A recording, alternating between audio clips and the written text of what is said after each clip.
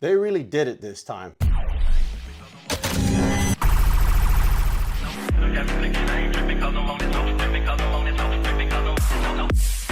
Earlier this year, Dart Zone focused most of their energy on a brand new launch of Adventure Force products. We can't forget how impactful the Nexus Pro X and the new Aeon Pro X was with their 150 and 200 FPS performance numbers respectively. However, towards the middle of the year, they did pivot back to the Max line and surprised everyone with a brand new color scheme. This beautiful lime and indigo color that's right behind me were the main colors that made up this new line, along with two new launches. We had the Striker 2.0, which I actually did a review on. Link will also be in one of these corners. And the Venom Pro, the first compact full auto flywheeler pistol that Dart Zone ever put out. And this was a very welcomed addition to the Dart Zone Max family and well received by fans. Later in the summer, it was revealed that Dart Zone would do something very unexpected. We got news that yet another iteration of the Omnia would be coming out, the Gen 3, and it would be based on this new line of darts called the NitroShot Plus and NitroShot line respectively. NitroShot Plus being the Half Dart Pro version, bamboo version. And here we are, basically the same looking shell with the new colors. Today we're gonna take this out of the box, we're gonna get straight to testing it, and we're just gonna cover primarily the changes that we feel were the most impactful on this iteration. If you have episodical OCD like me, you might wanna watch the first two videos so you can keep a good timeline of the improvements. You can totally do that, but today we're strictly gonna cover the changes for the Dart Zone Max Omnia Pro Gen 3. All right, so like I mentioned earlier, we're not going to do a crazy fancy unboxing because, as you can see,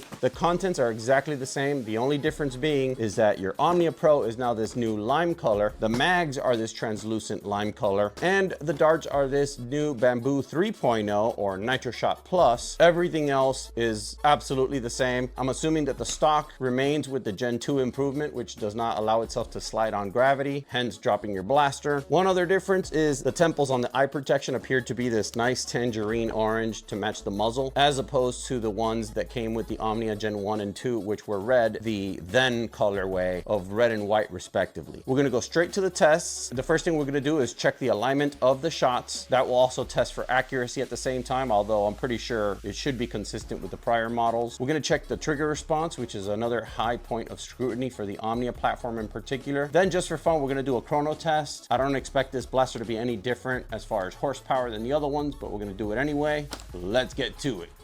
All right, gonna back up 25 feet and test a single shot accuracy. Let's go.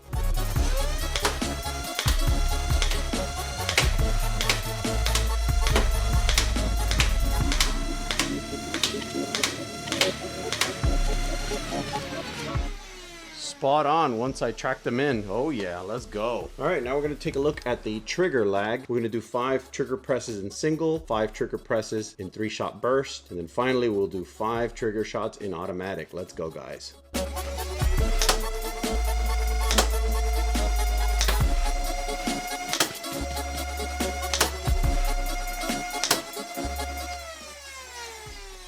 I don't know about you guys, but that felt kind of instant. I don't even know if we have enough ammo for the 3-shot burst because I ate an extra round with that impressive trigger response, but let's go ahead with the 3-shot burst.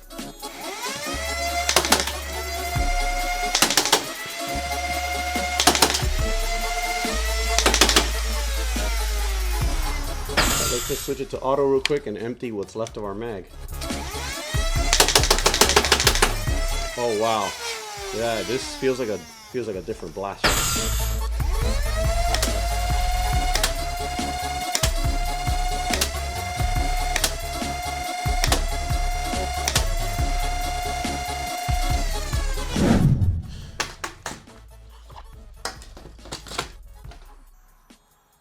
They really did it this time.